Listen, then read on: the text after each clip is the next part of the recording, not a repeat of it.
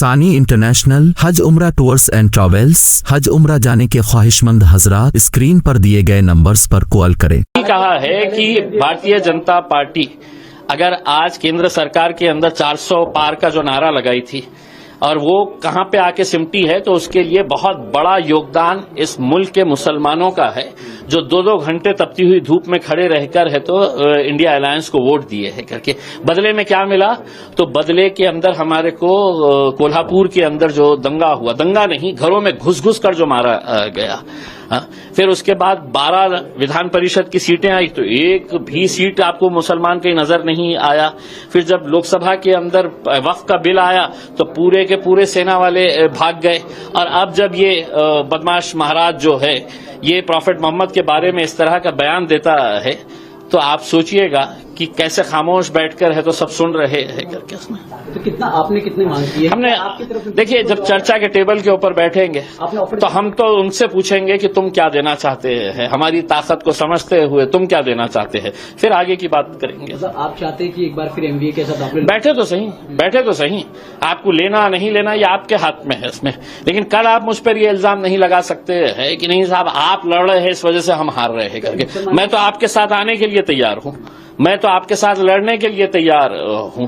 मैं तो पूरी कोशिश करके भारतीय जनता पार्टी को हराने के लिए मैं आपके कांधे से कांधा लगाकर लड़ने के लिए तैयार हूं। अब आप बैठे, डिमांड अपने कोई डिमांड नहीं है साहब। एक मरतबा बैठेंगे तो फिर आगे की बात होगी ना, उसमें चर्चा करें। हालांकि आपने पहले भी ऑफर दिया था एमवीए के साथ जुड़ने का, क्या अब तक कोई रिप्लाई है?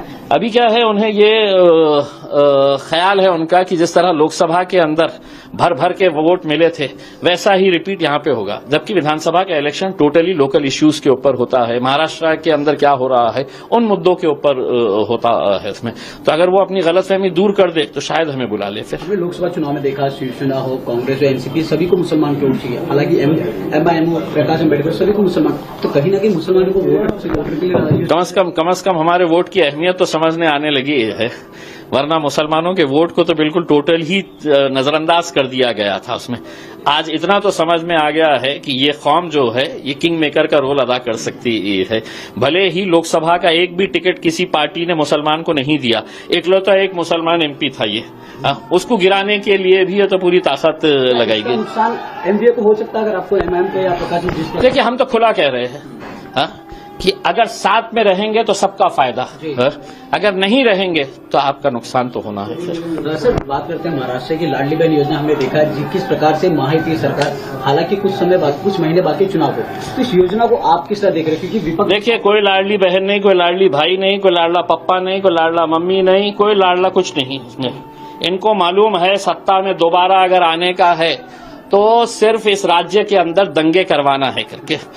उनका एक छोटा सा नेता है तो महाराष्ट्र भर में घूमते हुए गालियां देते हुए घूम रहा है, कभी पुलिस वालों को देता, कभी हमको देता है करके, उसको खुली छूट दी रखी है। फिर ये महाराज जो अभी बदमाश जो महाराज ने है तो ये किया है, उसके लिए यहाँ के राज्य के मुख्यमंत्री आते कहते हैं कि तू बोल जो बोलना है, तेरे बाल को भी हम हाथ नहीं लगाने देंगे करके उसमें। तो ऐसे हालात के अंदर आप हाथ नहीं लगाने देंगे, लेकिन इलेक्शन के दिन हमारा हाथ कहां जाने वाला है ये भी अच्छी तरीके से एकनाथ शिंदे साहब समझ लीजिएगा। मतलब क्या खुली धमकी दे रहे हो आप एकनाथ शिंदे? जो समझने का है समझिए साहब, जो समझने का है